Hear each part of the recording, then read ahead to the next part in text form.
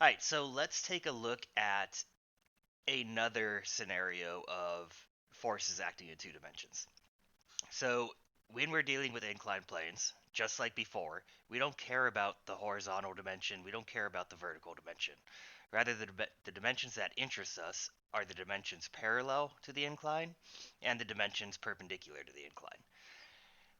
So, whether this thing is moving up or down, we do know that gravity, right, the weight of the object, is straight down. Now, that doesn't help us because it exists in both the parallel dimension and the perpendicular dimension. So, what we always need to do is we need to break it up into its component pieces, right? So, we could call this FG perpendicular, we can call this FG parallel. Now, theta, the angle of your incline, is going to be the same as this angle here, just like before. So, when we're examining um, forces acting on an incline, we need to find FG parallel and FG perpendicular in terms of FG. So if we do our trigonometry, right, we can find that FG parallel is equal to FG, right, your weight, times the sine of your angle.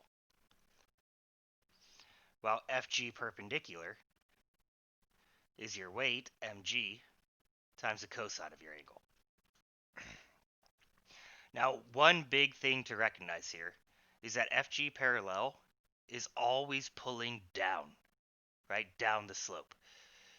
And that makes sense, right? That's the only reason a slide works, right? It's because you have this this parallel component of the gravitational force pulling you down, right? The steeper this angle gets, the closer this angle gets to 90, the greater FG parallel becomes. The closer this angle gets to zero, the smaller FG parallel becomes. Now, one thing to keep in mind on an incline, and there are tons of multiple choice questions out there that are looking to trip people up on this, is figuring out what the normal force looks like. A lot of people want to put the normal force going straight up, like this. Well, you can do that. Because again, think back to when we discussed the normal force. Normal in math means perpendicular, right? And so the normal force is a force that's perpendicular to the surface. So your normal force is perpendicular to the surface of this incline. So typically you don't have acceleration in the perpendicular on any of these incline problems. So typically your normal force is going to be equal to your perpendicular component of the gravitational force. So here's your basic template for these problems. Let's go through a couple together. So if you look at the 2D force problems that were posted up when we discussed equilibrium, um, these last three are all inclined plane problems. So let's look at number 4 together. In this case, we've got a farmer. He pushes a 40-kilogram pig up a muddy hill at a 52-degree incline with constant velocity. The force of friction is 35 newtons. How much force is the farmer exerting on the pig? All right, so let's start, like we always do, with the free body diagram. We've got our pig. We know that pig has a mass of 40 kilograms. We know that theta, the incline, is 52 degrees. He is pushing it uphill at a constant velocity. So that term should jump out at you. Constant velocity means it's in equilibrium, meaning acceleration is 0 meters per second squared, and your net force is 0 newtons.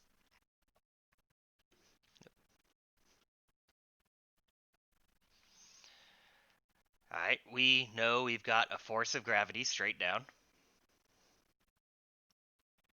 that we can break into its component pieces, where this would be mg sine theta, and this would be mg cosine theta.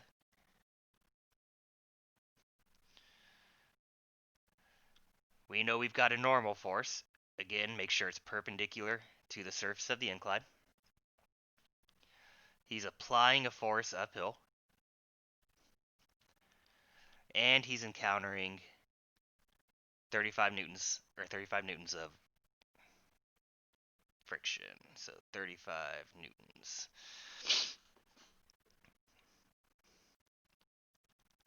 So this is our free body diagram. And we want to know applied force. Now, just like always, best place to start, or the only place to start, is a statement of Newton's second law, right? A net force statement. So in this case, right, we're interested in the perpendicular. So we know the net force in the in the parallel. The net force in the parallel is 0. Well, what forces do we have in the parallel? We've got applied force, we've got frictional force, but we also have this parallel component of the gravitational force, which is pulling downhill. So we've got applied force minus friction minus that parallel component of gravity, all equal to 0. So your applied force would be equal to friction plus that downhill parallel component of your gravitational force. So applied force would be 35 newtons plus 40 kilograms times 9.8 meters per second squared times the sine of 52 degrees. So your applied force in this case would be equal to 343.9, so let's call it 344 newtons.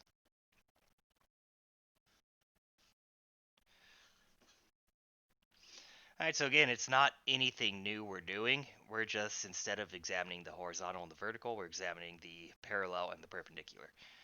So let's take a look at one more example together.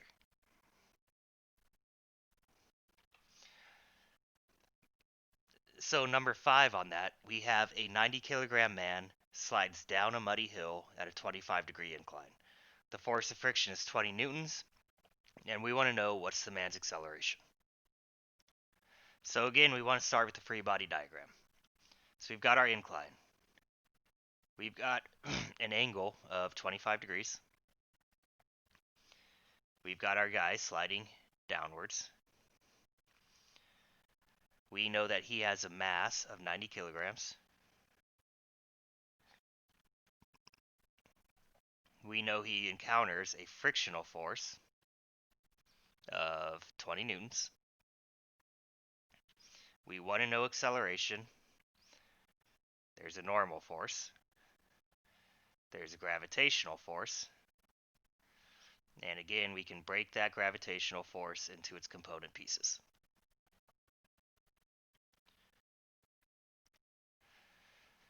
So, good place to start is always finding what your FG parallel and what your FG perpendicular are. So again, FG parallel is force of gravity times the sine of theta, and perpendicular is FG times the cosine of theta. And so we get that FG parallel, your parallel component of the gravitational force, the one that runs downhill, is 372.8 newtons, and FG perpendicular is 799.4 newtons. Now, again, start with looking at Newton's second law, where in this case our net force in the net force in the parallel is equal to mass times acceleration. Now, the net force in the parallel is going to comprise of friction and this downhill gravitational force, the FG parallel. So, FG parallel minus force friction equals ma. Now, you may have noticed in the last problem I made uphill positive, and in this problem I'm making downhill positive. Rule of thumb is it makes your life easy if you make whichever direction this object is going your positive direction. That way you don't have to worry about all of these negatives. Right? So if it's going downhill, downhill is positive. It's going uphill, uphill is positive. So if we rearrange this, we get Fg parallel minus force friction over mass is equal to acceleration. So your acceleration is equal to 372.8 newtons minus 20 over 90 kilograms. And so you get an acceleration of 3.92 meters per second squared.